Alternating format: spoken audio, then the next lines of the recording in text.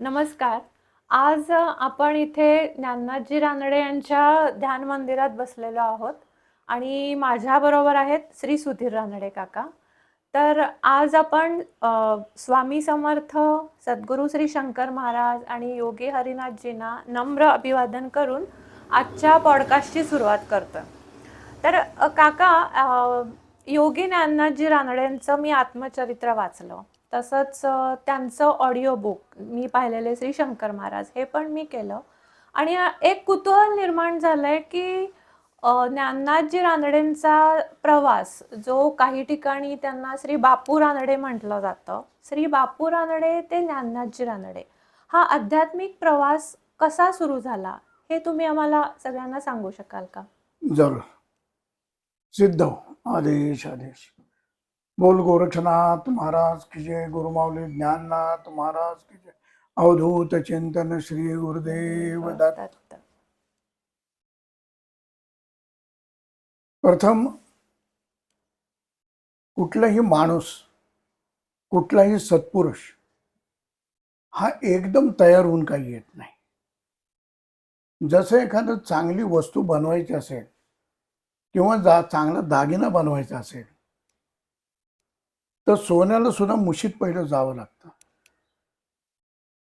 ते मुशीत गेल्याशिवाय त्याचा दागिना चांगला बनत नाही. त्याप्रमाणे प्रत्येक संतांना सुद्धा या जगाच्या मुशीतून यावं लागलेलं आहे. त्यांना मान, अपमान, कष्ट हे प्रत्येकाला सहन करावे लागलेले आहेत. तसेच कष्ट परमपूज्य योगी ज्ञाननाथजींना सुद्धा लहानपणापासून तयार होत असताना बसलेले आहेत. आता काल प्रथम मी इथं ज्ञाननाथजींना नमस्कार करून सकाळी पहिलं शंकर महाराजांच्या मठात गेलो. महाराजांच्या मठात जाताना 2 गुलाबाची पहिली फुलं घेतली. महाराजांच्या इथं उभं राहून पहिलं महाराजांना नमस्कार केला. 2 गुलाबाची फुलं वाहिली समाधीवर आणि त्यांना म्हणलं, महाराज की हे जे मधाचं बोट तुम्ही आमच्या जिभेला लावलेलं आहे, की कधीही न बोलणारा मी, परंतु हे कार्य तुम्ही माझ्या हातून करून घेताय, तर याचा अहंकार कुठेही मला होता कामा नये. हे नम्रपणे मी तुम्हाला पहिलं सांगतो की माझा अहंकार होऊ नये. कारण ही मंडळी, ही संत सत्पुरुष परीक्षा बघत असतात. ही मधाचं बोट लावतात, चिमटा काढतात, तुम्हाला नाचायला लावतात, तुमचा पतंग हवेत किती उडतोय हे बघतात, पण त्याची आरी मात्र स्वतःजवळ ठेवतात. आणि त्या पतंगाला वर उडल्यावर वाटतं जसं की आपण आपले उडतोय, त्यामुळे तो अहंकारात उडत असतो की मी उडतोय. पण त्याला माहित नसतं आपली कन्या आणि आरी कोणाच्या हातात आहे. मग जास्तच तो उडायला लागला अहंकाराने की ते बरोबर त्याची कन्नी कापतात आणि तो पतंग जो अहंकारात उडत असतो तो खाली जमिनीवर येऊन पडतो. म्हणून अशा याला कुठलाही अहंकार नकोय. त्यामुळे महाराजांना नम्रपणे सांगितलं की पहिला हा अहंकार येऊन देऊ नका. तुमच्या हातात आमची कन्या आणि आरी आहे, त्यामुळे फक्त पाडू नका कुठे आणि पूर्ण आम्हाला तुमच्या ताब्यात ठेवा. हेच त्यांना नमन करून पुढे मी सुरुवात करतो की ज्ञाननाथजी म्हणजेच बापू. कारण बऱ्याच लोकांनी प्रश्न केला मला की तुम्ही ज्ञाननाथजी म्हणता, बापू म्हणता, महाराज म्हणता, तर निश्चित कोण? तुम्ही शंकर महाराजांनाही महाराज म्हणतात, हरिनाथ बाबांनाही महाराज म्हणतात, वडिलांनाही तुमच्या बापूंनाही महाराज म्हणतात, ज्ञाननाथ, पण निश्चित कोण? हे प्रश्न बऱ्याच लोकांचे आले मला. त्यामुळं आज म्हटलं सांगावं स्पष्ट करून की मी जे ज्ञाननाथजी म्हणतो ते माझे वडील बापू नारायण रानडे हे माझे वडील. त्यांना लहानपासून प्रेमाने बापू बापू म्हणत. मूळ गाव आमचं नाशिक.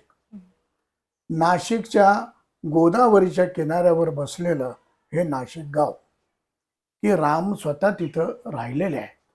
रामांचं सगळ्या नाथांचं वास्तव्य नाशिकमध्ये झालेलं आहे. त्याप्रमाणे या गावाला अतिशय धार्मिक महत्व आहे. अशा ठिकाणी रानडे कुटुंबामध्ये आमच्या वडिलांचा जन्म झालेला आहे. आता आमचे वडील म्हणजे बापू हे गोदावरी बाईंचे पुत्र. एकंदर त्यांना 4 मुली आणि 2 मुलं होती. आता बापू नारायणचे वडील नारायणराव हे अतिशय साई भक्त होते.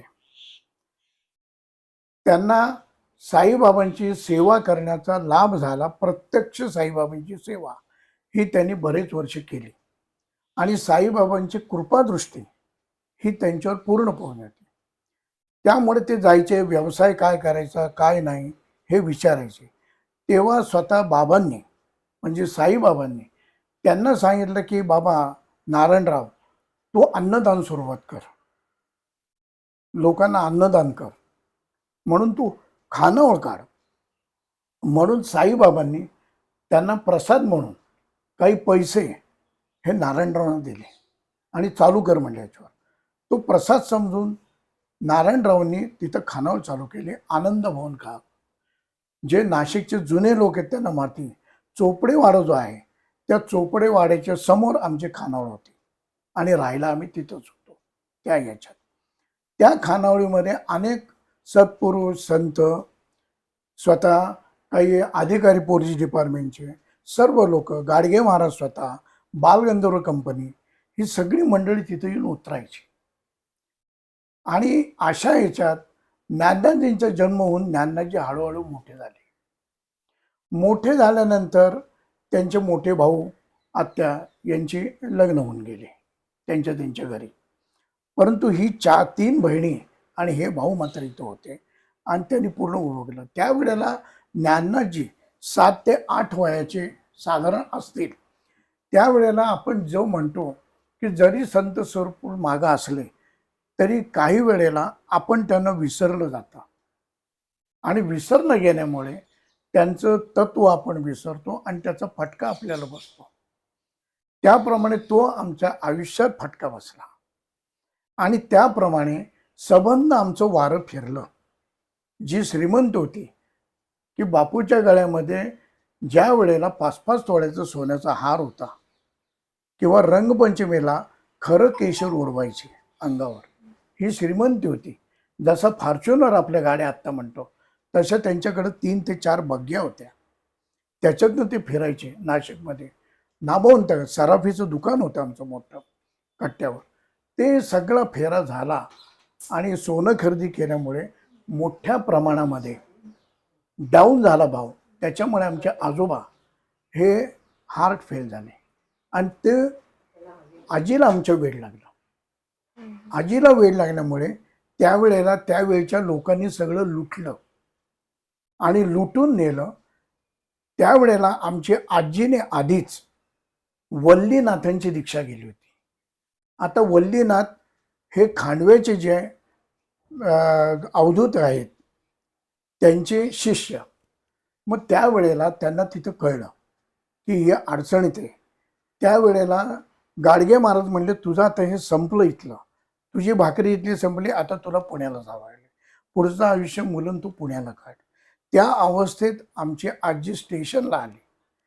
खिशात पैसा नाही, जवळ पैसा नाही, मुलं लहान, अर्धवट वेळ लागलेला, अशा स्थितीत आजी आमची आली. आणि त्यावेळेला काही थोडे दिवस तिथं भिकन मामा म्हणून राहायचे. त्यांनी आमच्या आजीला बरीच मदत केली. त्यांना मी स्वतः बघितलेलं आहे. त्यांच्या हाताखाली मी सुतारकाम पण केलेलं आहे. म्हणजे त्यांचाही माझा परिचय होता. त्यावेळेला त्यांनी खूप मदत केली आजीला. पण शेवटी आजीला पुण्याला येणं भाग पडलं आणि त्यावेळेला वल्लीनाथांनी पैसे देऊन पाठवलं. जोशी मास्तर म्हणून आत्तेभाऊ होते आमचे आजीचे, त्यांच्याजवळ पैसे देऊन पाठवलं आणि तिकीट काढ आणि पैसे काही देऊन यांना पुण्याला दे. मग त्याप्रमाणे ते पुण्याला आले. पुण्याला आल्यावर स्टेशनवर उतरल्यावर इथं कोणी ओळखीचं नाही. त्यावेळेला CID अधिकारी एक आमच्या घरी जेवायला यायचे, उतरायचे. त्यांची ओळख त्यांनी ओळखलं. ते म्हणल्यावर गोदूताईची अवस्था अशी का झाली, ही पोरं घेऊन तू कुठे येतेस? तेव्हा तिने प्रकार सांगितला की आमच्या आयुष्यातला फेरा आला, उतरती कळा आम्हाला लागली, त्यामुळे आता पुढं काय ते महाराज बघून घेतील, तेच आहेत सगळे बघणारे, तारणारे, मारणारे. मग त्यांनी त्या अधिकाऱ्यांनी त्यांच्या घरी नेलं, रास्ता पेठेत एक खोली दिली, तिथं ठेवलं. मग पुढं किती दिवस राहायचं, म्हणून शेवटी आजीने स्वयंपाकाचं काम केलं, घरोघरी जाऊन स्वयंपाक करायचे. परंतु हे आध्यात्मिक जो मार्ग होता तो तिने कधी सोडला नाही. एवढ्या कष्टामध्ये थोडं वेळ लागलं तरी सुद्धा सोडलेलं नाही तिने. त्यानंतर आमचे वडील म्हणजे बापू नारायण नारडे यांनी स्टेशनवर पानबिडी माचीस विकली. म्हणजे एकेकाळची श्रीमंती आणि अवस्था काय आली, कारण हे मडकं घडवायचं होतं त्यांना, त्यामुळे ही पुढची सगळी सोय होती. त्याप्रमाणे त्यांनी पानबिडी माचीस विकलं, तुमच्या गाड्या धुतल्या त्यांनी, आणि अशा कष्टातून ते वर आले. जेव्हा आई संध्याकाळी घेऊन येईल काय, त्या याच्यावर त्यांचा गुजारा चालायचा. त्यानंतर आईची मैत्रीण ही व्ही शांतारामची आई, त्या आजीची मैत्रीण आमच्या, ती घेऊन गेली काही दिवस की चल माझ्या इथं चल. पण तिला ते काय पसंत पडेना. ती म्हणली तसं नको, म्हणले कोणावर आपला भार नको. अतिशय करारी होती ती, जबरदस्त कष्टाळू होती ती. त्याप्रमाणे पुन्हा ती मंडईजवळ बाबूगण चौकात कावळेवाडा होता कावळ्यांचा, तिथेही मंडळी राहायला आली. मग त्यावेळेला काही सिनेमात नाही किरकोळ यांनी कामं केलेली, माझा माणूस, श्रीकृष्ण, अजून काही, पण पुढे त्यांना ते आवडलं नाही. मग आमची आजी त्यावेळेला स्वतः मैत्रिणीबरोबर मेंदळवाड्यात जायची. मग मेंदळवाड्यात त्यावेळेला रावसाहेब ताईसाहेब मेंदळे या तिथं पुण्यामध्ये प्रसिद्ध व्यक्तिमत्व, की रावसाहेब मेंदळे हे पेशवाई काळामध्ये ज्या वेळेला सरदार मेंदळे होते, पानिपतच्या युद्धामध्ये ते गेले, त्या मेंदळ्यांचे हे वंशज. त्यामुळे आप्पा बळवंत मेंदळे हे नाव त्या चौकाला दिलं. आणि तिथं मेंदळेवाडा हा आत्ता रोड आपल्याला दिसतोय, त्या रोडच्या अर्ध्यावर तो वाडा होता. हा स्वतः मी लहानपणी बघितलेला आहे. हांड्या झुमरं लावलेला सुंदर वाडा होता. तिथं काही पहिली कारस्थानं झालेली आहेत पेशवाईमध्ये, याच्यामध्ये असा तो प्रसिद्ध वाडा होता त्या ह्याच्यात. आणि त्या वाड्यामध्ये आजी आमची जायची, त्यावेळेला चांगले चांगले सत्पुरुष तिथे यायचे, त्यांची प्रवचन भाषणं स्वतः रावसाहेब ताईसाहेब मेंदळे, ह्या ताईसाहेब मेंदळ्या उत्तम कीर्तन करायच्या. आता ताईसाहेब मेंदळे ह्या सरदार घराण्यातल्या, पटवर्धनांच्या इकडच्या सरदार घराण्याच्या, सांगलीच्या, त्यामुळे त्यांचं ऐशोआरामात जीवन गेलं सगळं. त्यांना अध्यात्म, आणि लवकर लग्न झालं त्यांचं लहानपणी. पहिली बायको रावसाहेबांची गेली आणि दुसरी केली, त्यामुळे ऐशोआरामात त्यांना इकडची काय माहिती नव्हती. त्यामुळे काय रावसाहेबांना वाटायचं की अरे हे केलंय आपण, पण ते हिला तर आवड नाही, ही राजघराणी काय होईल. म्हणून त्यावेळेला तिथं शंकर महाराज येथे असायचे, शंकर महाराज यायचे. आणि त्यावेळेला ते म्हणले तू काही काळजी करू नको राहू, हे पहिल्यापासून ठरलेलं आहे, हे होणार. म्हणून एक दिवस ताईसाहेबांच्या कंठाला आणि जिभेला हात लावला. आणि त्या वेळपासून कधीही न वाचणारी बाई ही अस्खलित ज्ञानेश्वरी सांगायला सुरुवात केली. ही महाराजांची ताकद होती. म्हणून मगाशी महाराजांना म्हटलं मधाचं बोट आमच्या बोटात लावलंय, आमच्या जिभेला, पण अहंकार येऊन देऊ नका. तू तेवढ्या करता की महाराज काय करतील, काय खेळ करतील, कोणाला हे उचकवतील सांगता येत नाही.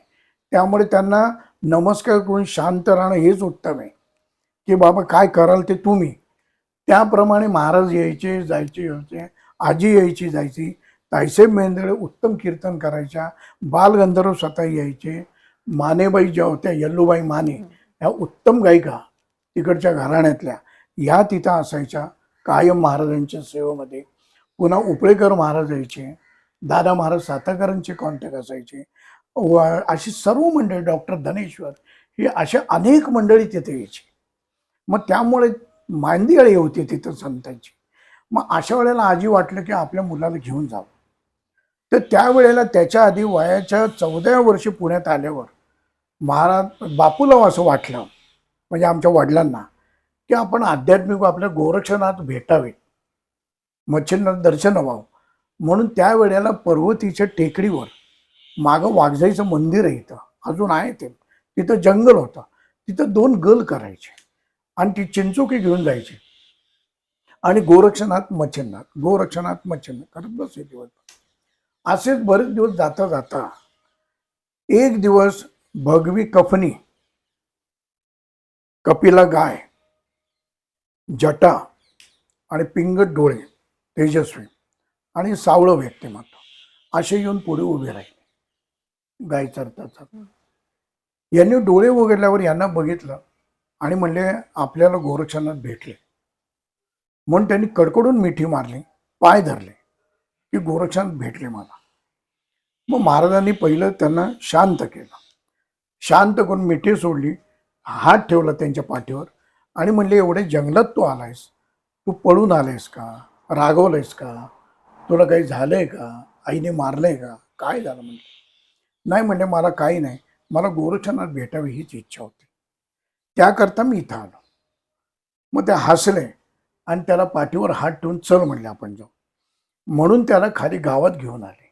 गाय ते आणि ते असे आले खाली.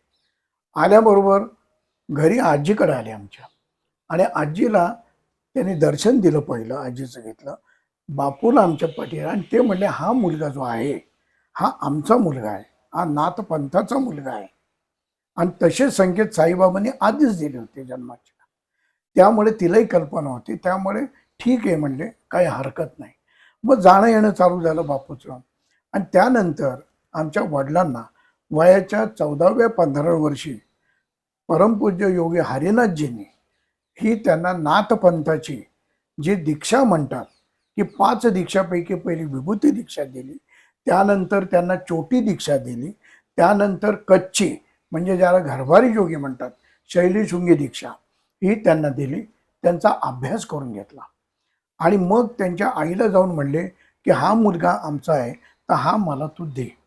त्यावेळेला आमची आजी म्हणली की याला साधू करू, पण याला गंजडी फंजडी करू नका किंवा कटोरा हातात दिला तर भिक्षा मागायला लावू नका. कारण आजी आमची जागृत होती तशी, मी माझा पोरगा सांभाळायला समर्थ आहे म्हणले. ते म्हणले तसं नाही म्हणले, मी हातात कटोरा देईन तो भिक्षे करता नाही, तर ह्या कटोऱ्यातून तो लोकांना वाटेल, ज्ञान वाटेल, सगळं वाटेल या कटोऱ्यातून. तो मी कटोरा त्याच्या हातात देणार आणि त्याचं शिक्षण मी करून देतो, त्याची तू काळजी करू नको, कारण हा शेवटी आमचा आहे. मग त्यानंतर येणं जाणं इतकं वाढलं की महाराजांनी समाधी दिली. महाराजांच्या समाधीपर्यंत जाय दोघांकडे होते त्यांची. आणि त्याच्यानंतर त्यांनी सांगितलं की तुला आता उपासना जी आहे पुढची ती तुला वणीवर करावी लागेल. म्हणून बापू हे वणीवर निघाले आणि त्यावेळी त्यांना कफनी जी दिली त्याला कुठे खिसा नाही, नुसती कफनी की जवळ काही नको. म्हणून 2 करवंट्या गळ्यात अडकवल्या त्या नारळाच्या घासलेल्या आणि 1 घमशा, बाकी जवळ काही नाही. आणि म्हणले तुझी सोय होत जाईल. त्याप्रमाणे बापू आमचे निघाले. तर पहिले निघाल्याबरोबर आत्ता संचेती हॉस्पिटल आहे तिथपर्यंत पायी आले, जुना पुणा बॉम्बे रोड. आणि त्यावेळेला एक गुजराती गाडी घेऊन तिथं जोडपं आलं आणि ते म्हणले बाळ तू लहान दिसतोयस, कुठे चाललेस पायी. त्यावेळेला बापू म्हणले की मी चाललोय गडावर, सप्तशृंगी गडावर नाशिकला. तर ते म्हणले आम्हाला तो रोड माहीत नाही, तर तू आम्हाला घेऊन चल, बस गाडी. झाली, महाराजांनी सोय केली. नाशिकपर्यंत त्यांना सोडलं आणून ते पुढे नाशिकला गेले. ह्या लोकांची इंटरकनेक्ट अनेक असतात, तसं हरिनाथजींचं. आणि तिथं गुप्ते महाराज म्हणून नाशिकला लोकांना कल्पना आहे. ते गुप्ते महाराज हे प्रसिद्ध दत्तभक्त आहेत. त्यांना तिथं कनेक्टिंग त्यांचं झालं होतं, आधीच मोबाईल गेला होता त्यांचा तिथं. त्याप्रमाणे बापू उतरल्याबरोबर गुप्तेंनी माणूस पाठवला तिथं आणि म्हणले बापू तूच का? हो म्हणले. चल म्हणले असंच. ते म्हणले कोण? नाही म्हणले तू चल. त्याने बोललं नाही. मग गुप्ते महाराजांकडे गेले. ते म्हणले या आपण जाणार आहात वणीला, हे आईसाहेबांकडनं कळलं आणि महाराजांकडनं कळलं, तर तुझी इच्छा पूर्ण होईल म्हणले. मग जेवायला घातलं बापूंना. नमस्कार त्यांनी केला आणि नमस्कार करून बापूला पुढं पाठवलं. मग पुढं चालता चालता दिंडोरी रोडवर आले. दिंडोरी रोडवर आले तर एक ट्रकवाला भेटला. ट्रकवाला म्हटलं काय रे पोऱ्या कुठं चाललंस तू? लहानच होते पण तब्येत मजबूत होती, पैलवानसारखी. त्यामुळे म्हणले की असं असं गडावर चाललोय मी, सप्तशृंगी गड. चल म्हणले. मी चाललोय सापुताऱ्याच्या पुढे गुजरातला, त्या रोडनी तुला सोडतो. आणि असं करत करत गप्पा मारत मारत त्यांना तिथं सोडलं पायथ्याला. मग पायथ्यावरून वर गेले. वर गेले तर त्यावेळेला दीक्षितांची 2-4 घरं होती. 2-4 घरं दीक्षितांची आणि काय 1-2 वस्ती अजून असेल, बाकी काही नाही. जंगल पूर्ण त्यावेळेला. म्हणजे त्यावेळेस सुद्धा वाघ बिग तिथं होते, आरामात फिरायचे. आणि एवढं काय आता आहे तेवढं नव्हतं, काही कोणी येत जात नव्हतं, कारण एवढं वर चढून कोण जाणार त्या ह्याच्यात. आणि आईसाहेबांची मूर्ती ही खालनं 3ऱ्या टप्प्यातून दिसायची कपारीमध्ये. मग तिथं गेले, त्यांनी सांगितलं दीक्षितांना असं असं मी आलोय. ते म्हणले काही हरकत नाही, तू कर. मागच्या साईडला मोठं तळ आहे, त्या तळ्याच्या शेजारी शिवाचं मंदिर आहे तिथं, पुराण मंदिर, की चौरंगीनाथांना छेदन करून तिथं टाकलं होतं जंगलामध्ये. आणि गोरक्षनाथांची मच्छिंद्रनाथ जात असताना त्यांची भेट तिथं झाली. आणि चौरंगीनाथांना ते हातपाय तळून जी कथा आहे ती सगळी तिथं घडलेली. आणि पुढं शांभवी विद्या ही त्यांना चौरंगीनाथांना दीक्षा देऊन तिथं मिळालेली. 12 वर्ष तप हे चौरंगीनाथांनी तिथं केलेले. आणि पुढं गोरक्षनाथ मच्छिंद्र पुन्हा भेट झालेली. अशा ठिकाणी या सत्पुरुषांना सेवेकरता तिथं पाठवतात. मग वर गेले, धुना लावला तिथं बापूंनी. धुना लावून तिथं प्रवेश केला, आईसाहेबांना नमस्कार केला आणि सुरुवात केली. आणि सुरुवात करून झाल्यावर जी महाराजांनी उपासना सांगितली ती पहाटेपासून उपासना चालू झाली. मग पहाटेपासून उपासना चालू झाली. आईसाहेबांच्या इथं जायचे, बराच वेळ तिथं असायचे, तिथून खाली यायचे, मग उपासना चालू करायची. असं करता करता करता 18 दिवस गेले. 18 दिवस पूर्ण झाल्यावर आईसाहेब पहाटे त्यांच्या स्वप्नात आले. आणि स्वप्न दृष्टांत होऊन त्यांना सांगितलं की शेजारच्या तळ्यामध्ये तू आंघोळीला जाशील तेव्हा 3 बुड्या मार. 3 बुड्या मारशील तेव्हा मी प्रसाद ठेवलाय, तो प्रसाद घे. आणि जोपर्यंत तू जिवंत आहे, जीव आहे, तोपर्यंत जिथं असशील तिथं नवरात्र कडक स्वरूपात कर. असा आईसाहेबांचा त्यांना संदेश आला. सकाळी ते लगेच जागे झाले, कारण अशी जी स्वप्न पडतात याचा संकेत वेगळा असतो. त्याचा स्पर्श, त्याचा स्पंद हा वेगळा जाणवतो आपल्याला. बाकीचे असतात ते दिवा स्वप्न असतात. त्याप्रमाणे स्वप्नात सुद्धा फरक आहे. आणि हे कृपादृष्टी करणारे लोक असतात, हे संत सत्पुरुष. हे वेगवेगळ्या पद्धती त्यांच्या त्या शिष्याप्रमाणे असतात. तशी तशी दीक्षा त्यांना हे लोक देतात.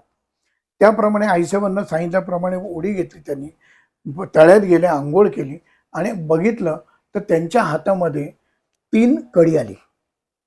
तर एक कडं होतं ते नागाचा फडा होता, दुसरं जाड कडं होतं त्याच्यावर 64 योगिनी होत्या आणि नागाचा फडा, आणि तिसरं जे पदक होतं त्याच्यावर अष्टभुजा नारायणी आहे, दत्त पादुका आहेत, भैरव आहे, अष्टयोगिनी आहे. हरिनाथजींनी पहिला बापूच्या हातात दिला तो हा कटोरा. हा लोकांना ज्ञान वाटपासाठी म्हणून त्यांनी उपयोग केला, भिक्षा वाटप नाही, भीक कुठं नाही. किंवा त्यांनी दिलं लोकांना यातनं भरपूर आणि अजून देते. हा कटोरा नाथांचा भरलेला असतो नेहमी. आणि हे समुद्र फळ आहे, हे समुद्रात उत्पन्न होतं. हे फोडल्यानंतर स्वच्छ करायचं आणि त्याच्यामध्ये हे साधू लोक जेवण करतात. याचं कारण म्हणजे काही विषारी पदार्थ याच्यात आला तर ते विष नाश पावतं याच्यामध्ये, म्हणून कटोऱ्यात जेवण करतात. हा कटोरा त्यांच्या हातात आलेला आहे त्यावेळेला. त्यानंतर बापूंना जे मिळालेलं आहे ते ह्या 3 वस्तू, हे पहिलं कडं आहे, दिसते, हे पहिलं कडं आहे याच्यामध्ये. त्यानंतर मी जे म्हणलं ते नागाचा फडा आणि 64 योगिनींचं दर्शन याच्यावर आहे, 64 योगींचं ठिकाण आहे. आणि हे तिसरं जे आहे याच्यावर अष्टभुजा नारायणी देवी आहे आणि सर्व देवता आहेत. यात हे प्रसाद आईसाहेबांनी बापूला पहिला दिलेला आहे उपासना केल्यावर याच्यावर. आणि हा मिळाल्यानंतर, हा प्रसाद मिळाल्यानंतर बापूने हा प्रसाद आईसाहेबांच्या इथं नेला. गुरुजींना सगळं सांगितलं, गुरुजींनी पायाशी ठेवला. त्याच्यावर अभिषेक केला आणि आईसाहेबांच्या पायाशी लावून हा त्यांना दिलेला प्रसाद आहे. म्हणून आत्तापर्यंत नवरात्र हे आमच्या इथं कडक केलं जातं. पहिल्यांदा ते पर्वतीवर असायचे, आता तुळशीबागवाले कॉलनी इथं जागा घेऊन तिथं करतात. त्यामुळं वय वर्ष 12 पासून 14 ते वय वर्ष 96 पर्यंत त्यांनी मरेपर्यंत नवरात्र केलं आणि देह ठेवला तो सुद्धा त्या नवरात्रात ठेवला 5व्या माळेला. इतका म्हणजे गुरुला दिलेला शब्द हा मरेपर्यंत त्यांनी पाळला. त्याच्यानंतर ते घटना घडल्यानंतर अजून 2 दिवसांनी वणीला चौरंगीनाथांचं प्रत्यक्ष दर्शन त्यांना झालं की पहाटे येऊन ते उभे राहिले आणि त्यांना म्हणले की एवढं धोतर गुडघ्यापर्यंत, वर बंदी पांढरी आपण कोपरी घालतो तशी, आणि नागासारखे डोळे चमकत होते. आणि ते जे गोरे पण होतं ते चकाकीत गोरे पण फार वेगळं होतं, आपल्या गोरे माणसासारखं नव्हतं. आणि जवळजवळ 6.5-7 फूट हाईट होती त्यांची. असे तेजस्वी पुरुष ते तिथं आले. परंतु काही वेळेला देव ओळखायला सुद्धा आपल्याला फार कष्ट लागतात. आपण देव ओळखू शकत नाही आपल्यात असला तरी, आणि आपल्या आत आहे तरी आपण ओळखत नाही.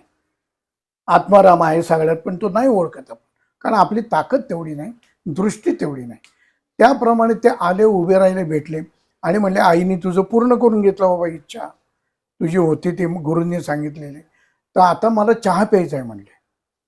म्हणून हे म्हणले मी चहा कुठनं करू, माझ्याकडं नाही इथं मोठं पातेलं नाही, दूध नाही, चहा पत्ती गाळणं काहीच नाही माझ्याकडं. ते म्हणले आपल्याला कशाचीच गरज नाहीये, आपण साधू होत म्हणले. त्यामुळे दीक्षितांनी एक जर्मनचं पातेलं दिलं होतं राहू दे म्हणून, की त्याच्यामधनं ते कडुलिंबाचा रस प्यायचे किंवा दूध प्यायचे. मग ते त्यांच्याजवळ होतं. ते म्हणले पाणी घेऊन येतात ना, म्हणून त्या तळ्यातनं त्यांनी दोघांपुरतं पाणी आणलं आणि धुनात लाकूड सारलं, धुना चेतन केलं चांगला आणि ठेवलं 3 दगडावर.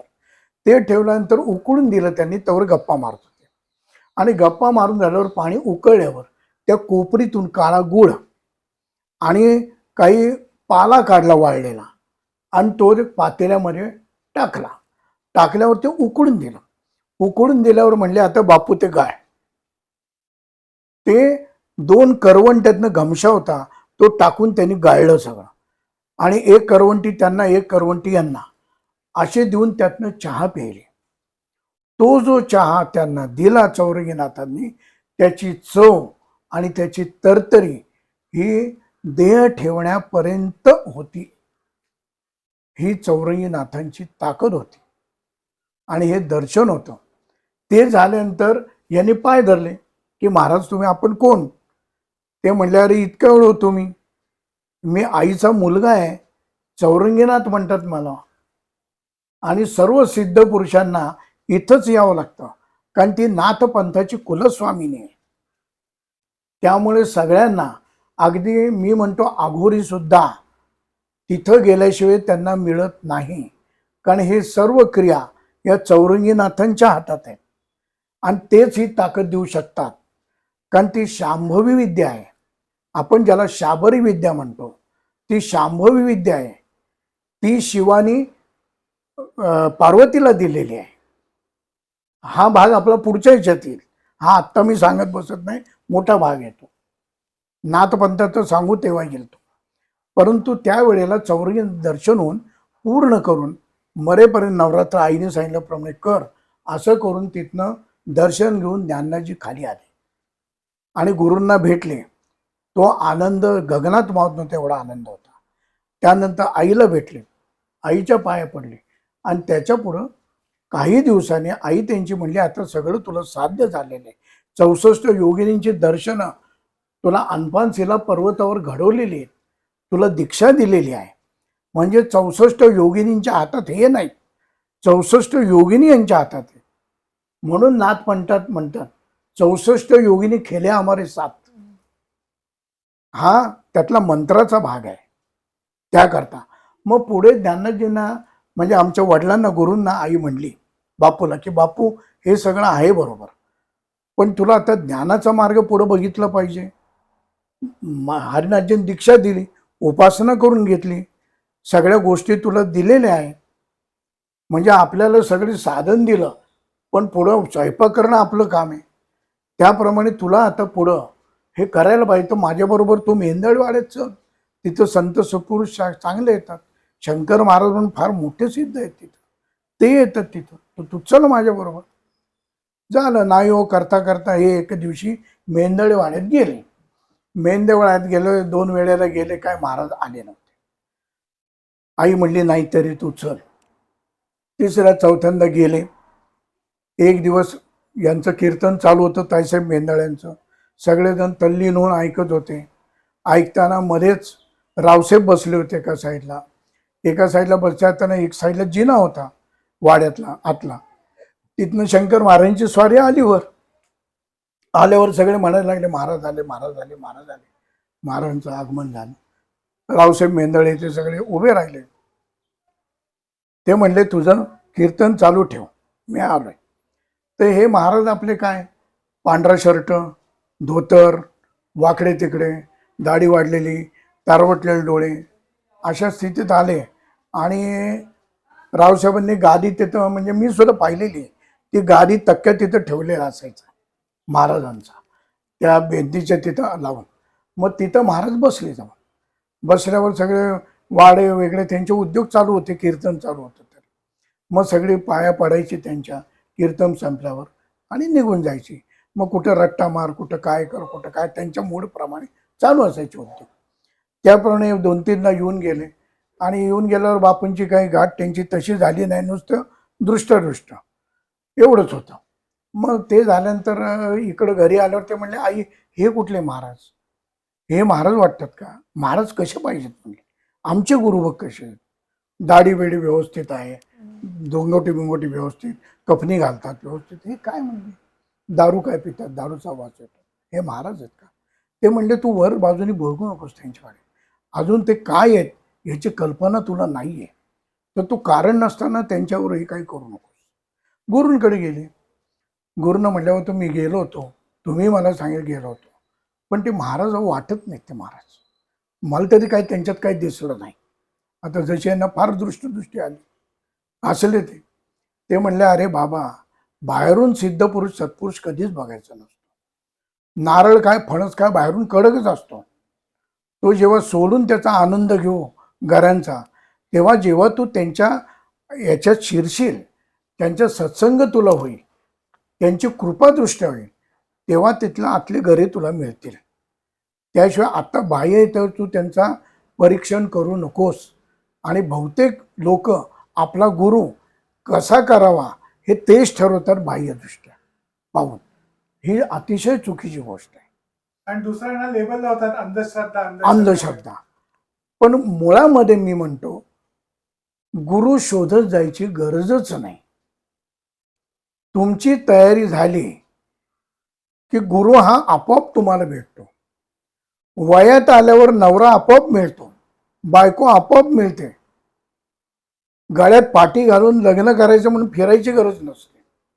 तसं तुम्हाला सुद्धा तुम्ही उपासना करत असाल तर मला गुरु पाहिजे, मला गुरु करायचा आहे, ही पाटी घालून फिरायची गरज नाही. आपोआप तुमची, कालच मी सांगितलं पत्ते पत्ते के पीछे कितने दिन कैरी छुपेगी, एक ना एक दिन बाहेर आएगी. त्याप्रमाणे तुमची तयारी झाली की गुरु हा तुम्हाला भेटणार, गुरु हा तुमच्यावर करणार, तुम्हाला गुरु बोट धरून नेणार. त्याची काळजी तुम्ही आत्ता, म्हणजे विकत गुरु येतात, पाकिटावर गुरु, आणि गुरु म्हणतो येऊ दे पाकिट. तसे ते नव्हतं काही. त्या आंतरिक ते म्हणजे तू त्यांना ओळखलं नाहीयेस, अजून तुझं मडकं कच्चं आहे, अजून कुंभार सगळे भेटायचे तुला काम करणारे, की तुझा तापवणारा कुंभार वेगळा आहे, मडक्याला रंग लावणारा कुंभार वेगळा आहे. काका हीच घटना आहे ज्ञाननाथजींच्या चरित्रामध्ये. तेव्हा एक वाक्य आहे की सोनाराने कान टोचलेले उत्तम उत्तम असतात. तर मला वाटतं हेच त्यांना म्हणायचं होतं. हेच त्यांना म्हणायचं होतं की बाबा हे विचार तू करू नको, तू जात राह तिथं. पुढची तुझी ज्ञानाची कवाडं ही तिथं उघडणार आहेत. पुढची जी परंपरा आहे ती खरी तुला तिथं कळणार आहे. तर तू तिथं जा. मग ठीक आहे म्हणले, आता तुम्ही म्हणता तर जातो. पुन्हा आईबरोबर गेले. आईबरोबर गेल्यावर त्यावेळेला नमस्कार करताना महाराजांनी बापूचा हात घेतला ओढत हम्म. आणि 2 थापटे टाकले त्याच्या पाठीवर आणि म्हणले, अरे पळून पळून तू जाणार कुठे? आपण जन्मोजन्मी बरोबर आहोत. फक्त तुझी भ्रांती मला उडवायला पाहिजे. निखाऱ्यावरची राख उडवल्याशिवाय त्यातला निखारा कळत नाही. त्याप्रमाणे आता मानव ह्याच्यात तू आहेस. तुझी मला भ्रांती उडवी, तेव्हाच तुला कळेल की मी कोण आहे आणि कुठून आलो, कशासाठी आलो. कारण हे प्रश्न लहानपणी मला पडले होते. म्हणले मला जरी होतो शिवा अवतार तरी. मग ज्या वेळेला मला गुरु भेटत गेले त्यावेळेला माझ्याही निखाऱ्यावरची उघडली आणि त्यावेळेला लोकांना कळलं. त्याप्रमाणे तू माझा आहेस हे लक्षात ठेव म्हणून त्यांना मिठी मारली आणि त्यांच्यावर कृपादृष्टी केली. ज्या मिठीमध्ये त्यांना घेतलं त्या मिठीतनं बापूंना सोडलं नाही आणि बापूंनी त्यांना सोडलं नाही. मग पुढे महाराज बाप्या म्हणून म्हणायचे, ए बाप्या चल. बरं, तब्येत मजबूत होती, 17-18 वय होतं, त्यामुळं चांगली हाईट होती, व्यवस्थित घ्यायची. त्यामुळं महाराज सायकलवर बसले पुढं की सायकल चालवत त्यांना घेऊन जायचे. महाराज बरेच वेळ त्रास द्यायचे, उद्योग करायचे तरी नाही, आणि महाराज सगळ्यांना त्रास द्यायचे. त्यावेळेला त्यांच्या याच्यामध्ये भरपूर लोक आले. जसे उपळेकर महाराज आले, डॉक्टर आले, तसे तुमचे बागोबा आहेत, ते गोसावी बुवा म्हणून एक ते आहेत, हे रुद्र आहेत, त्याच्यानंतर वासुदेव पंडित आहेत की ज्यांना वाशा म्हणायचे. हे आमच्या मावशीचे मिस्टर वासुदेवराव पंडित. आता पंडित महाराज त्यांना म्हणायचे. ओंकारेश्वराजवळ त्यांचं घर होतं. आता त्यांचा रवी पंडित तो मुलगाही आहे, भेटतो तो कधीतरी. त्याप्रमाणे ही माणसं सगळी होती त्यांच्याबरोबर. त्यांचे सुद्धा बरेच वेळेला या लोकांचे अहंकार तोडलेत त्यांनी. कारण आमचे पंडित सुद्धा पंडित शिकलेले होते त्यावेळेचे, अतिशय भारी. शाळेचे ते मुख्याध्यापक होते. मग त्यावेळेस महाराज त्यांना सुद्धा उचकायचे, पण त्यांच्याकडनं उपासना करून घ्यायचे, उचकल तरी. आणि त्यांच्यातलं जो फोडपट काढावं आणि दाणा मोकळा करावा, तसं त्यांच्यातलं तो अहंकार या बुद्धी उडवायचे ते. त्याच्या मागं हा त्यांचं तत्व होतं.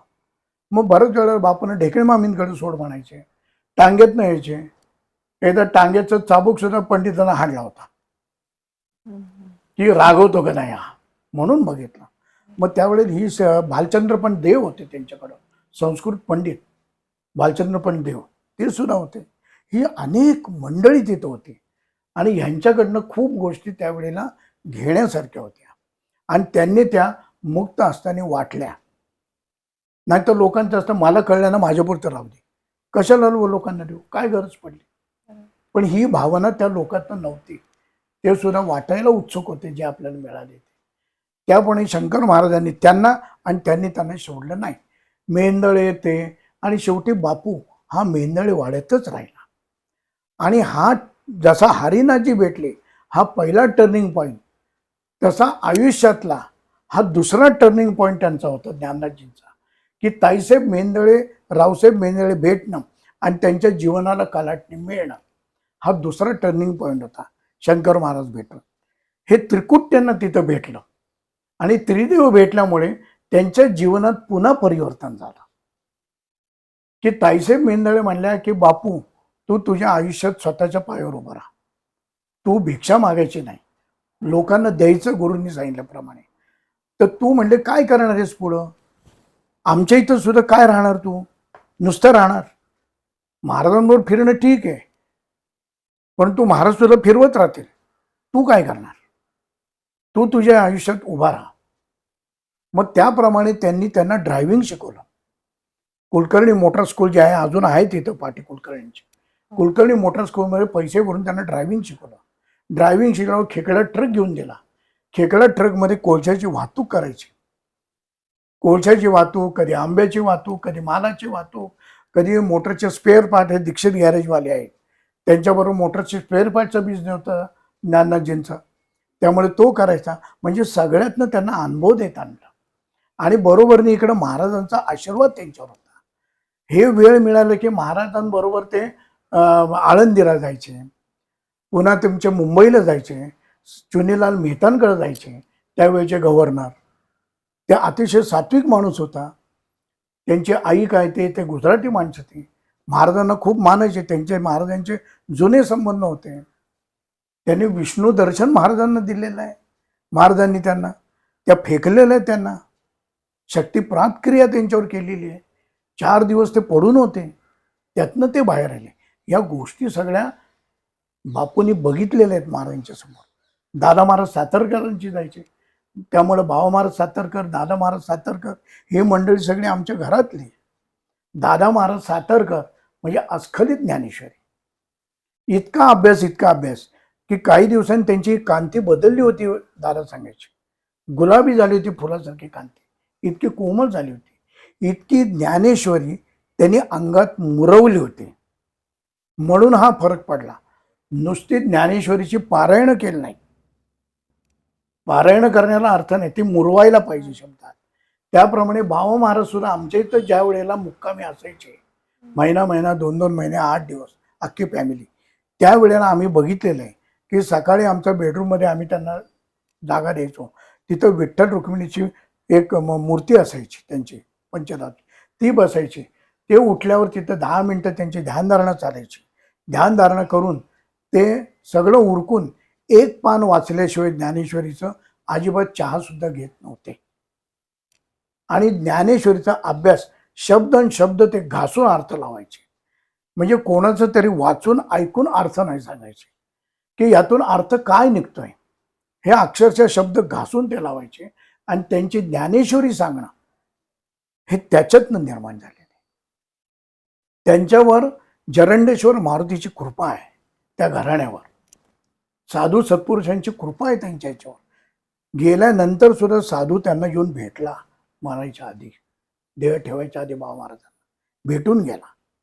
ही कृपा त्यांच्यावर आहे. ही कृपा असल्याशिवाय कुठल्याही गोष्टी घडत नाहीत. त्याप्रमाणे हा आनंद सगळा बापूंना पूर्णपणे मिळाला. आणि मग शेवटी हे सगळं केल्यानंतर, महाराजांचं हे झाल्यानंतर, महाराज त्यांना म्हणले की बापू तू आता सिंगल राहायचं नाही, तुझे 4 हात करायचे आहेत आम्हाला, कारण तुला अडकून ठेवायला पाहिजे, पायात दोरी पाहिजे तुझ्या, नाहीतर तू पुन्हा महाराजांबरोबर जाशील कडेकपारीत बसशील साधवून. तसं नको आहे, आपल्याला पुढं कार्य करायचं आहे, अजून बरंच चालायचे. त्यामुळे तुला संसार केला पाहिजे.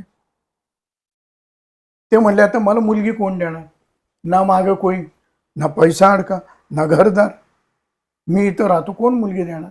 ते म्हणले त्याची तू काळजी करतो, आम्ही सगळी तुझी व्यवस्था लावलेली आहे. त्यावेळेला आमची आजी म्हणजे वेलणकर, आमच्या आई, आजी दुसऱ्या आईची आई वेलणकर, त्या तिथं सुद्धा ऐकायला यायच्या, प्रवचन ऐकायला. मग त्यांच्याबरोबर या 2-3 मुली असायच्या. मग त्यावेळेला आमची आई सतार वाजवायला ताईसाहेब मेंढाळींच्या मागे उभी असायची. मग शंकर महाराजांनी सांगितलं ही जोडी तुझी आहे, हिच्याबरोबर लग्न करायचं, संसार करायचा, तुला संसाराला ही जोड बरोबर आहे. रमा का रमा, हा, रमा ना, मनोरमा, मनोरमा. मनू म्हणायचे त्याला. महाराज सुद्धा मुलगी म्हणायचे ए मनू म्हणून. जे मागं मी सांगितलं तुम्हाला की महाराजांनी दारूचं वाळ्याचं पाणी करून पाजलं, हे आमच्या आईच्या बाबतीत घडलेली घटना ढेकणे मामींच्या इथं, ती मागं मी सांगितलेली, म्हणजे रिपीट मी करत नाही ती. त्या याच्यात की एवढी महाराजांची सुद्धा ताकद होती. आणि महाराजांनी पुढं बापूंना संसाराला लावलं आणि संसार करायला लावला. त्यावेळेला लग्न झाल्यानंतर राहिला नाही म्हणून मेंदळवाड्यात खाली खोली दिली होती. आणि त्या खोलीमध्ये यांनी संसार थाटला. ताईसाहेब मेंदळ्यांनीच 4 भांडी दिली आणि स्टोव, आणि बापूंचा संसार चालू केला ताईसाहेब मेंदळ्यांनी, रावसाहेब मेंदळे. मग पुढं वेळेत वेळ काढून रात्री बसून हे नवरा बायको ज्ञानेश्वरी वाचायचे, कारण एकाच आवडीतले. ताईसाहेबांकडे जायचे, ऐकायचे, शंका कुशंका विचारायचे. त्याचबरोबर महाराजांच्या वयाच्या 12व्या वर्षापासून पंत सोनवळकर, गुंडानाथ म्हणायचे, त्यांची मी मागं तुम्हाला कथा सांगितली. ते खडकी फॅक्टरीला सर्व्हिसला होते, त्यांच्याबरोबर ते असायचे. वसंतराव ठाकूर म्हणून असायचे, फडके म्हणून होते ते असायचे. ही अशी मंडळी सुद्धा ज्ञाननाथजींना लहानपणापासून, ज्ञाननाथजींचं जीवन ते वयाच्या 12व्या वर्षून बघत आलेले आहे. बरोबरीने. त्यांनी हरिनाथजी नाही बघितलं, शंकर महाराजांनाही बघितलं. आणि पुढे लग्न झाल्यावर सुद्धा ही मंडळी त्यांच्या बरोबर होती. आणि त्यावेळेला त्यांनी बरोबर होते तरी बापू काय आपला मित्र आहे, बरोबर आहे असं नाही. ते गुरुपदाला गेल्यावर त्याला गुरु म्हणून ते मानत होते आणि गुरु शब्द म्हणून म्हणत होते. त्यांना ते नाजीबुवा म्हणून म्हणायचे. मेंदळ वाड्यात सगळे बापूला नाजीबुवा म्हणून म्हणायचे, नाथपंथी आहे म्हणून. अनेक अनुभव वाड्यात सुद्धा लोकांना आलेले आहेत. आणि ते झाल्यावर सगळं हे संसार चालू झाला. ज्या वेळेला वराती मिरवायचे वडील आमचे, वराती मिरवायला ज्यावेळेला ₹1.5 मिळायचे त्यावेळेला आणि अर्धबक्कल नारळ, हे मिळाल्यानंतर संसार पुढे चालू व्हायचा. मग हे सगळे कष्ट करत करत त्यांना एकदा डॉक्टर जी.टी. घैसास भेटले. जी.टी. घैसास हे यांच्याकडे येणारे होते. त्यावेळेला ते म्हणले की मला ड्रायव्हरची गरज आहे. मग त्यावेळेला खेकडा ट्रक विकला होता, सगळा धंदा बंद केला होता. आणि जी.टी. घैसासांना इथं यांनी ड्रायव्हरची नोकरी केली. पण जी.टी. घैसास हा माणूस सुद्धा आध्यात्मिक, जे बापू वाटेगावकर जे आहेत, संत सत्पुरुष एकनाथ म्हणतात त्यांना, की ज्ञानेश्वरी त्यांचा गाढा अभ्यास, त्यांचं मंदिर आहे अजून तिथं वाटेगावला मोठं. आणि अतिशय मी त्यांना पाहिलेलं आहे, त्यांचं दर्शन मला लाभलेलं आहे. की बू साठे म्हणून स्टीलवाले साठे म्हणायचे, तुळशीबागेमध्ये त्यांचं दुकान आहे, अजून थोडं दुकान आहे, तिथं ते उतरायचे. आम्ही वर जायचो तेव्हा धोतर शर्ट असं मुंडासं बांधलेलं बस आणि अतिशय तेजस्वी व्यक्तिमत्व बसलेले असायचे. मग डॉक्टर जी.टी. घैसास तिथं जायचे, दादा जायचे, एकनाथावर त्यांचं याच्यावर ज्ञानेश्वरवर बोलणं व्हायचं. अशी चर्चा बऱ्याच ठिकाणी व्हायची. ही मंडळी त्यांना भेटत गेली. मग डॉक्टर जे होते जी.टी. घैसास, त्यांनी त्यांना ड्रायव्हर म्हणून कधीच सांभाळलं नाही, मुलाप्रमाणे सांभाळलं, मुलाप्रमाणे. जसं चंद्रकांत अरविंद त्यांचा मुलगा होता, तसा हा म्हणायचे माझी 3रा मुलगा आहे. उषा आहे, ते मुली होते ज्यांच्या 2 अजून. तेच मुलाप्रमाणे. म्हणजे लहानपणी डॉक्टर जी.टी. घैसासांनी मला 4-5 वर्षापासून सांभाळलेलं आहे. आई जेव्हा SSC झाली आमची पुढं अभ्यास करायची, SSC झाली आई आमची पुढं फर्स्ट क्लासनी त्यावेळेला, एवढ्या वर्षानंतर. मग डॉक्टर घैसास मला सांभाळायचे. फार त्यांच्या ऑस्टिन गाडी होती 22-22 नंबरची, त्या गाडीतनं मी फिरलेलो आहे. मला बरोबर फिरवायचे, वाटेगावला घेऊन जायचे, वाटेगावला बसायचो, गोट्याची वांगी बिंगी भाजी आणायचे, मग काही मेंदळवाड्यात द्यायचे, काही इकडं द्यायचे. अशी सगळी आनंद उद्भवला. म्हणजे नुसतंच नागतोंड भरून अध्यात्म नव्हता, तर आनंद पण होता आमच्या ह्याच्यात. तो सगळा आम्ही अनुभवला. मग डॉक्टर जी.टी. घैसास पुढे जायला लागले, पुढं मेंदळांकडे जायला लागले. मग आमचे चौघांचे जन्म झाले. पहिले आमची मोठी बहीण 51 सालची, की शैला, तिला नाव ठेवलं शैला रानडे, ती शैला गोडबोले आता, तिचं 75 वय आहे. 2 दिवसाला आम्ही जाऊन भेटतो. नंतर दुसरे नामा म्हणून आहे, नामदेव, त्याचा पंढरपूरचा जन्म म्हणून त्याचं नामदेव नाव ठेवलं. तेही आता 74 वर्षाचं आहे. 3री बहीण आमची श्यामला आहे, सहस्रबुद्धी आता जाणं, ती आता जवळजवळ 72 वय तिचं आहे. आणि 4था मी आहे, 4 क्लास. हा 4था नंबर माझा आहे. त्यामुळं 4 क्लास असणं जास्त उत्तम आहे. त्यामुळे सगळे अनुभव त्याला येतात आणि प्रेमही तेवढंच राहतं. आणि नंतर आमची ज्योती म्हणून बहीण होती, ती आता कॅन्सरमध्ये गेली शेवट, दादा असतानाच ती गेली त्या ह्याच्यात.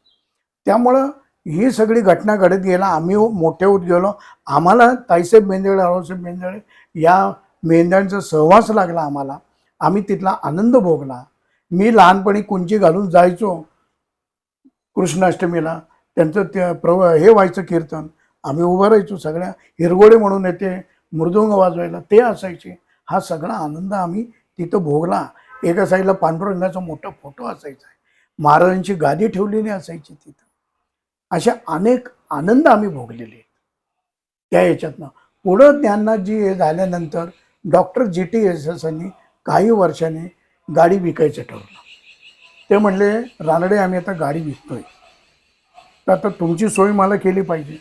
आणि डॉक्टर जी.टी. घैसास हे रेड क्रॉस सेक्शनचे मोठे होते, महत्त्वाचे होते. काका, यल्लूबाई मानेंच्या वाड्यात जेव्हा यल्लूबाई माने 3ऱ्या मजल्यावर राहत होत्या आणि महाराज आणि नामनाथजी जेव्हा जात होते तेव्हा तुम्ही म्हणालात की महाराज त्यांच्याकडून खूप सेवा करून घ्यायचे. तर बरेच वेळा असं ऐकलंय की महाराज हे ज्ञानराजींच्या पाठीवर उडी मारून बसायचे. हो.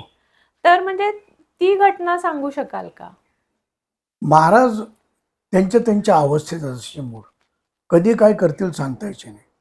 मग कधी म्हणायचे सायकलवर ने, कधी टांग्यातनं ने, कधी म्हणायचे मला पाटकोडी घेऊन जा.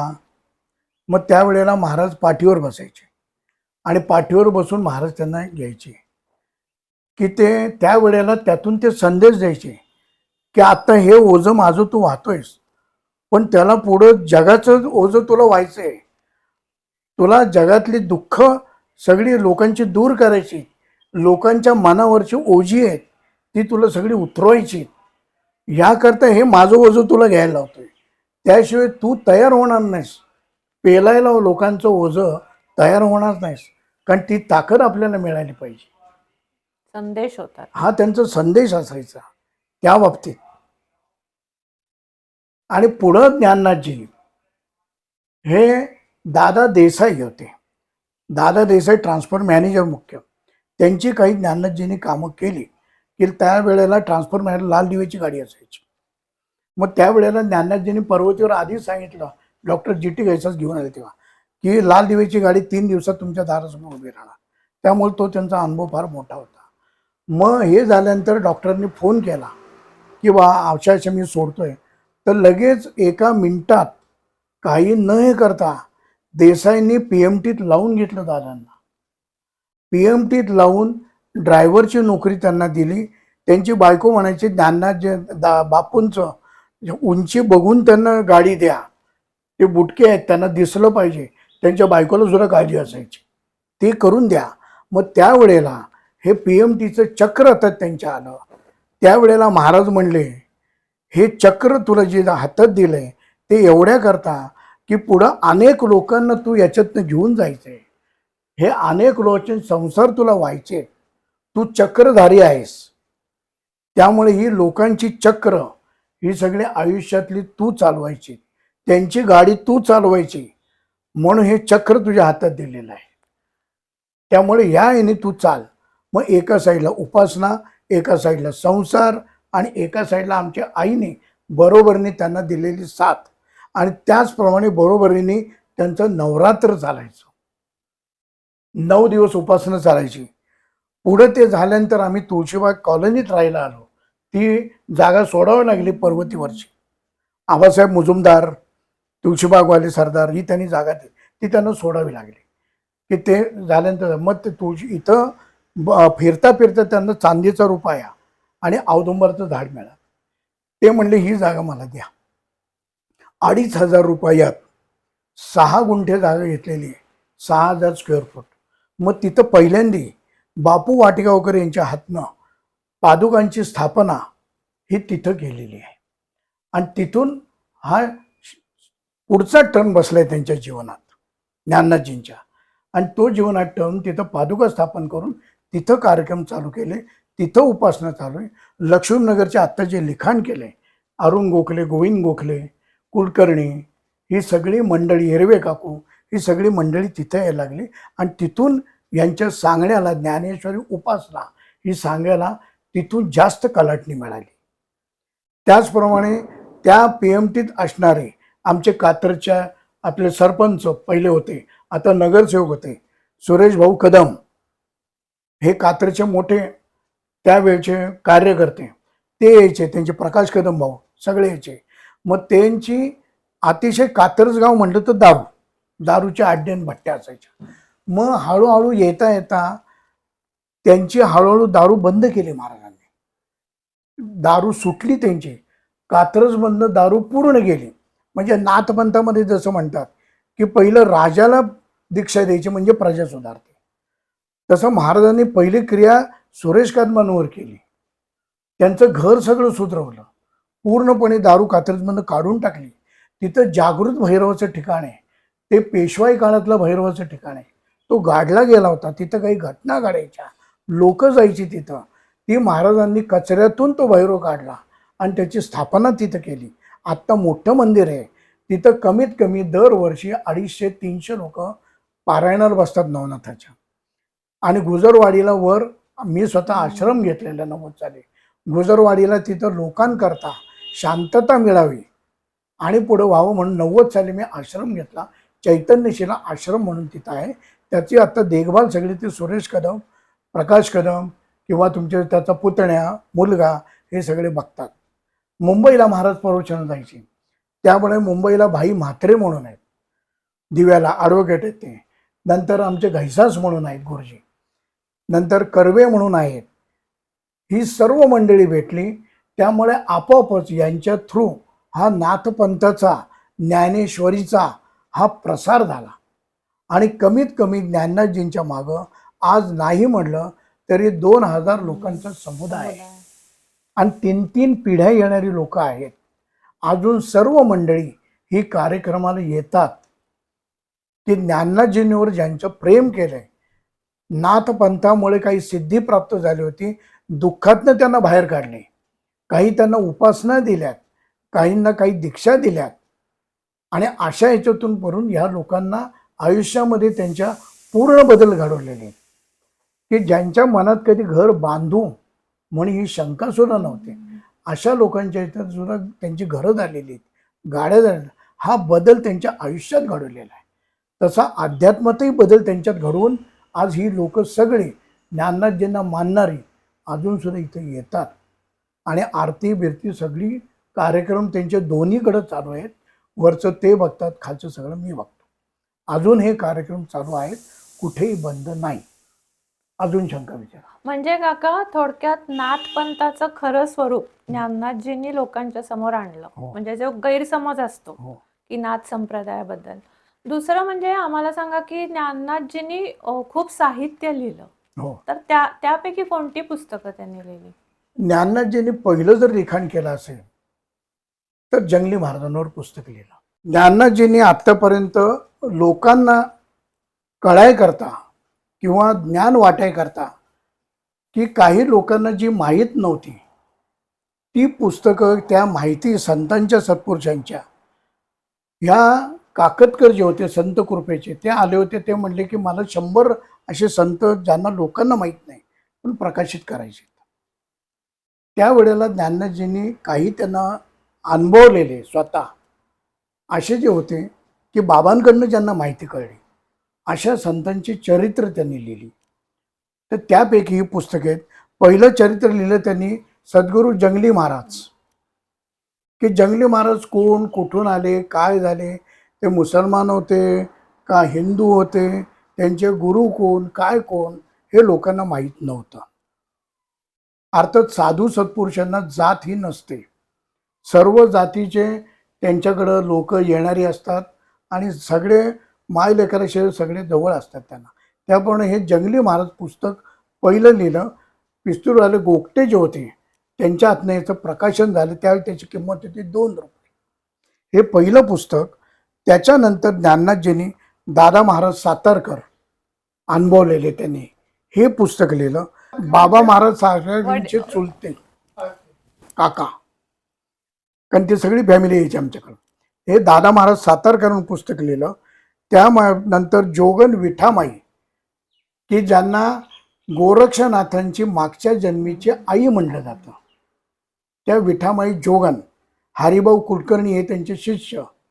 त्यांची समाधी आत्ता येवल्याजवळ जे मुखेड गाव आहे त्या मुखेड गावी आहे. आणि आपण त्यांना स्फुरलेल्या ज्या आरत्या आहेत नाथांच्या, आता नवनाथांच्या, सगळं हे त्यांच्याच आपण म्हणतो. इथं पहिल्या आरत्या या त्यांनी आणल्या आपल्याकडे. त्यामुळे हे जोगन विठामाई हे पुस्तक एक लिहिलं. त्याच्यानंतर जे गुरु घराणं आहे स्वामी स्वरूपानंदांचं, ते विश्वनाथ महाराज रुकडीकर, म्हणजे दादा महाराज सांगोडेकरांचं घराणं.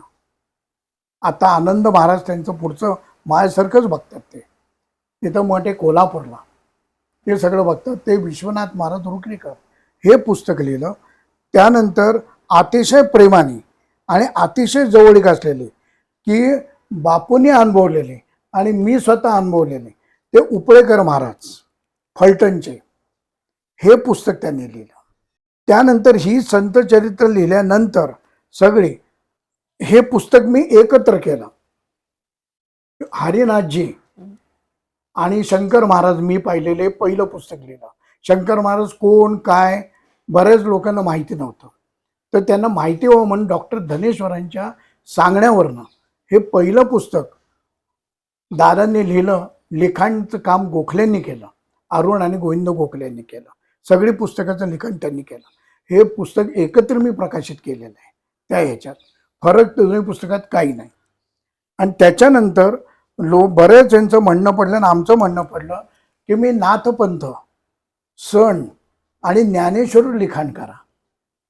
म्हणून त्यावेळेला हे पिंडे पिंडाचा ग्रासू तो हा नाथ संकेतीचा दंशू हे पुस्तक ज्ञानेश्वरीवर आणि जे 12 सण आपले आहेत ते 12 सण आणि नाथपंथ आणि आपलं शरीर याचा काय संबंध आहे, हे कसे कसे आपल्याला कनेक्टिंग आहेत, ही सर्व माहिती या पुस्तकातने लिहिलेली आहे.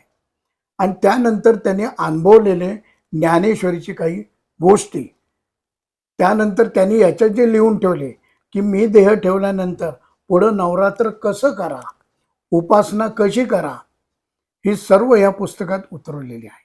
ही पुस्तकं बघायला गेलं तर बाहेर बाजारात कुठे मी ठेवलेली नाही आहेत. लोक मला अनेक विचारतात की पुस्तकं बाजारात का देत नाही, काय नाही. पण याचं पुस्तकांचा मला कुठं धंदा करायचा नाही की हे पुस्तक मला 100 रुपयाला पडलं, मी तुम्हाला 80 रुपयाला देतो आणि हे तुम्ही बाजारात विका. बाजारात ही पुस्तकं विकण्याची अजून मला गरज पडलेली नाही. ही पुस्तकं जेवढा मला प्रकाशनाला खर्च येतो तेवढाच खर्च मी या पुस्तकाला लावतो. आणि तो पुस्तकाचा खर्च हा पुन्हा मी त्या मार्गालाच लावतो. तो पैसा मी कुठेही इकडं वापरत नाही, कारण महाराजांची सक्त ताकीदच आहे आम्हाला. त्यामुळं आत्ता उपळेकरांचं जे पुस्तक होतं ते पुस्तक स्वतः ज्ञानजी असताना शेवट विचारलं की मी फलटणला गेलो होतो उपळेकरांच्या इथं आणि म्हटलं काय काय लिखाण आहे महाराजांचं. ते म्हणले हरिपाठावर आहे, बाकी त्यांचे चरित्र नाही. अरे म्हटलं असं कसं म्हणता, चरित्र मी स्वतः आमच्या वडिलांनी लिहिलेलं आहे आणि उद्घाटनाला मी फलटणला होतो, असं कसं म्हणता तुम्ही. म्हणलं नाही. म्हणले आम्हाला काही माहीत नाही. स्वतः राणीसाहेब त्यावेळेला तिथं होत्या फलटणच्या. ते म्हणले आम्हाला देता का. मग त्यांना झेरॉक्स कॉपी काढून मी पाठवली. झेरॉक्स कॉपी काढून पाठवली, त्यांना दिली आणि ती दिल्यानंतर त्यांनी वाचून ते म्हणले की हे पुस्तक आम्हाला छापायला परवानगी देता का. त्यावेळी ज्ञानजीनं विचारलं की दादा हे पुस्तक असं असं मागते, आपण तर काही छापणार नाही, तर त्यांना छापू देत का. ते म्हणले फक्त एक काम कर, आपला अधिकार जाता का म्हणे, कारण त्या पुस्तकात बदल होता कामा नाही, ते पुस्तक छाप. म्हणून रामराजे निंबाळकरांना पत्र लिहिलं मी, आत्ता जे आहे ते त्यांना पत्र लिहून सांगितलं. त्यांनी होकार दिला आणि त्याप्रमाणे रामराजे निंबाळकरांनी ते पुस्तक छापलं. मग छापून ते पुस्तक उद्घाटन त्याचं आमच्या हातनं केलं. मी, रामराजे निंबाळकर, राणीसाहेब, जगताप म्हणून त्यावेळेचे आमदार कोण होते ते, आम्ही ते पुस्तक पुन्हा प्रकाशित केलं आणि लेखी फक्त परवानगी त्यांना मी ही छापायची त्यांना दिलेली. बाकी तशी कुठलीही पुस्तकं मी बाहेर दिलेली नाही. म्हणजे काका जर कुणाला हवं असेल तर ते तुम्हाला डायरेक्ट कॉन्टॅक्ट करू डायरेक्ट शकतात, कॉन्टॅक्ट करू शकतो. म्हणजे ते इथे मिळतील हो, पुस्तक. पुस्तक आहे. काका आता जो शिवगोरक्ष मठ किंवा हरिनाथ कुटीर, तर पुण्यामध्ये त्याचा ॲड्रेस नक्की काय आहे आणि तिथे कोणत्या प्रकारे उपासना चालते. आणि आता जे ज्ञाननाथजी रानडेंनी एक उपासनेचा मार्ग आखून दिलेला आहे त्याप्रमाणे तिथे कोणते कार्यक्रम चालतात हे थोडक्यात सांगाल का. ज्ञाननाथजी रानडेंनी देह सांगून अचानक नाही, ही मंडळी पहिलं काय करतं काय नाही यांचं सगळं ठरलेलं असतं. त्याप्रमाणे त्यांनी 6 महिने आधी मला सांगून की मी या वेळेला देह ठेवणार आहे, आजपासून तू माझ्यावरचं प्रेम करणं बंद कर, कमी कर, म्हणजे तू मी आपण एकमेकात अडकायचो नाही. त्याप्रमाणे आम्ही आमच्या मनाची तयारी केली आणि वय वर्ष 96 असताना 2017 23 तारीख 2017 साधारण नवरात्र चालू होतं, तृतीयास चतुर्थी होती. या दिवशी त्यांनी मला सांगितलं 2 दिवस त्यांच्या काही योगिक प्रक्रिया चालू होत्या त्या पूर्ण करून त्यांनी त्या दिवशी देह ठेवला. आणि त्यावेळेला त्यांनी आधी सांगितलं की पुढे उपासना मी जी लिहून ठेवलेली आहे त्याप्रमाणे उपासना करायची. हा जो मठ आहे दत्त गोरक्ष पादुका मठ, तुळशीबागवाले कॉलनीमध्ये plot number 45, Sahakar Nagar number 2, इथं 60 सालापासून आहे. शेजारी मागं दशभुजा गणपती मंदिर आहे. त्याच्याबरोबर अलीकडच्या बोळामध्ये शिरलं की दुसरीच बिल्डिंग ही आमची आहे. आत्ता ती बिल्डिंग आम्ही नवीन बांधतोय, ती पाडलेली आहे. त्यामुळे हे ठिकाण आत्ता जो कार्यक्रम होतोय तिथं आहे. पण कायमस्वरूपी पुन्हा 2 वर्ष झाली ती बिल्डिंग उभी राहिली की आमचं ठिकाण आणि हे पुन्हा तिथं चालू होणार आहे. एकदा आलेला प्रवाह काही कामाकरता म्हणून आपण तो वळवलेला असतो, परंतु काम झालं की पूर्ववत प्रवाह तो पुन्हा चालू राहतो. त्याप्रमाणे आमची जी उपासना आहे ती कुठेही असली तरी चालू असते. आत्तासुद्धा उपासना चालू आहे. महाराजांनी ज्या आम्हाला उपासना दिलेल्या आहेत, उपासना पुस्तक सुद्धा त्याच्यावर मी लिहिलेलं आहे. त्या उपासना प्रत्येकाला सांगितलेले की आतमध्ये आंतरिक उपासना कशी करायची. रोज आपल्याला 2 महिन्यांनी काही झालं तरी शंकर महाराजांनी सांगितल्याप्रमाणे की जिथं माझं वास्तव्य आहे, आवड आहे, तिथं दर 2 महिन्यांनी जमेल तेव्हा तुमच्या नोकरी सवडीप्रमाणे गुरुचरित्र पारायण करायचं. त्याप्रमाणे आमच्या इथं गुरुचरित्र पारायण चालतं. माऊलीची ज्या वेळेला पालखी येते की पालखी पुण्यातून पुढं सासवडच्या पुढे गेली की आमचं ज्ञानेश्वरी पारायण चालू होतं. त्यानंतर नाथ लीलामृत हा ग्रंथ जो आहे किंवा नवनाथ याचं पारायण आमचं श्रावणामध्ये असतं. आणि रामनवमीच्या आधी आम्ही एकनाथी भागवत किंवा रामदास स्वामींचे आम्ही वाचन करतो. हे आमचे ग्रंथ वाचनाचे कार्यक्रम सतत चालू असतात. त्याचप्रमाणे रोज संध्याकाळी ज्या वेळेला लोक जमतात त्यावेळेला गोरक्ष, शिवगोरक्ष हा पंचाक्षरी मंत्र आमचा होता. परंतु ज्या वेळेला ज्ञानराजींच्या शरीरात प्रवेश करायचे शंकर महाराज, त्यावेळेला त्यांनी सांगितलं की आता त्याचं वय झालंय, त्यामुळे मी 8 ठिकाणी वाकडा होतो. तर ज्ञाननाथ आणि मी वेगळा नाहीये बापून, मी वेगळं, आम्हाला बघू नका, आम्ही एकरूप झालेलो होतो. तर त्याच्यातच मला बघा. आणि आजपासून शिवगोरक्ष दत्त माऊली हा मंत्र म्हणायचा की त्रिगुणात्मक आहे, आदिनाथ आहे, त्यामुळे दत्त आहे आणि ज्ञानेश्वर माऊलीच्या पण उपासक हो म्हणून माऊली पण आहे. त्यामुळे दत्त गोरक्ष माऊली हाच मंत्र म्हणायचा. तेव्हापासून आमच्या इथं दत्त गोरक्ष माऊली हा मंत्र म्हणला जातो. त्याचप्रमाणे दर ह्याला आरती गुरुवारी, सोमवारी, आता करोना काळापासून आम्ही ठेवली, नाहीतर रोज आरती. त्याचप्रमाणे आता माऊलीची समाधी सोहळा कार्यक्रम असतो तेव्हा माऊलीचे समाधीचे जे अभंग आहेत ते अभंग आम्ही म्हणतो. एकादशीला हरिपाठ असतो. प्रत्येक येणारा माणूस हा त्याच्या घरी संध्याकाळी अगदी गादीवर बसून म्हणले हरिपाठ म्हणा, की हरिपाठ हा सर्व जीवनाचं सारांश आहे. त्यामुळे तो रोज म्हणला पाहिजे आणि तो समजून म्हणा, उरकायचा म्हणून म्हणू नका. म्हणून लोकांना सुद्धा म्हणतो हरिपाठ काय, आरती काय, ही समजून म्हणा. आरत्या ज्या केल्यात त्यांना सुद्धा अर्थ आहे.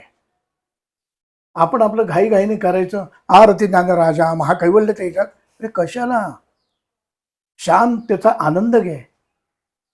आरती ज्ञानराजा महाकैवल्य तेजा सेवती साधू संत मनुवेदला माझा आरती ज्ञानराजा. किती आनंद वाटतो ऐकायला. असा आनंद घेऊन आरती म्हणा, घाई करू नका. त्याप्रमाणे आमचं आरती चालते रोज संध्याकाळी. आणि एकादशीला प्रवचन असतं. नरेश सराफ म्हणून जे आहेत आमचे, की 8 जणांना आम्हा प्रचारासाठी दीक्षा दिली. सुरेश कदम काय, आम्ही काय, आम्ही भाई म्हात्रे काय, शिंदे आहेत, तात्या देशमुख आहेत, आम्हाला गौरव माझा मुलगा आहे, पुढे चालव म्हणून आम्हाला 8 दीक्षा दिलेल्या आहेत 8 जणांना. त्याप्रमाणे नरेश सराफ म्हणून हे प्रवचन करतात. उत्तम आहेत. त्याचं हे राहिलं लग्न कार्य त्यांनी केलेलं नाही. आणि त्यांची उपासना सुद्धा जसं शंकर महाराजांबरोबर बापू होते त्याप्रमाणे आमचे नरेश सराफ हे ज्ञानाजींबरोबर पूर्ण राहिलेले आहेत. त्याचं त्यांना खूप दर्शनं झालेली आहेत. आमचे शिंदे जे आहेत ते शिंदे सुद्धा महाराजांचे मोजे घालण्यापासून सेवा केलेली आहे. महाराजांचे कपडे लत्ते पैसा अडका जे काय असेल तो सगळा व्यवहार आमचे शिंदे बघायचे. चंद्रकांत शिंदे, त्यांना देवानंद आम्ही आवडीने म्हणतो, ते सगळं बघायचे. आमचे रवी कदम ते सेवा करतात. महाराजांना कुठे असे वाटून घेतले आम्ही. त्याप्रमाणे शेवटच्या याच्यात सुद्धा महाराजांना सांभाळण्याकरता प्रत्येक माणूस असायचा तिथं, की त्यांची थुंकी सुद्धा झेरायचं पडून द्यायचं. इतका त्यांचा सांभाळ केला, त्यांना फुलाप्रमाणे सांभाळ. कारण का, तर महाराजांनी सर्वांवर प्रेम केलं आणि ते प्रेम लोकांचं अजूनपर्यंत आमच्यावर आहे. त्याप्रमाणे आम्ही सुद्धा कार्यक्रम पुढं हे चालू ठेवले.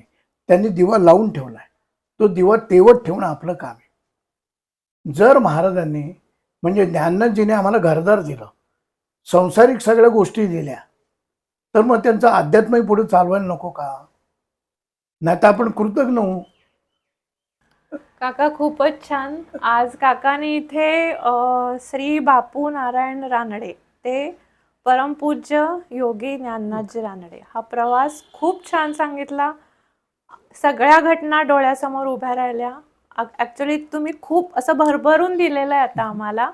तर काका खूप धन्यवाद तुम्हाला. आता पुढचा प्रोडक्ट आहे आपला ते शंकर महाराज जन्म. बऱ्याच लोकांच्या ह्याच्यात मनात आहे. आता जे महाराज प्रवेश करून सांगायचे आम्हाला काही गोष्टी, की माझा जन्म कसा झाला, मी कुठून आलो, तमाशात कसा होतो, काय झालं, हे त्यांच्याकडनं आम्हाला कळलं. प्रत्यक्ष महाराज प्रवेश केल्यानंतर सांगायचे. त्या काही गोष्टी, काही ऐकलेल्या, काही आमच्या वाचनात आलेल्या, अशा याच्यातून पुढचा आपला प्रॉडक्ट असेल. कारण महाराज 30 तारखेला आता प्रकट दिन आहे. त्यामुळे पुढचा करू आपण. सिद्ध हो.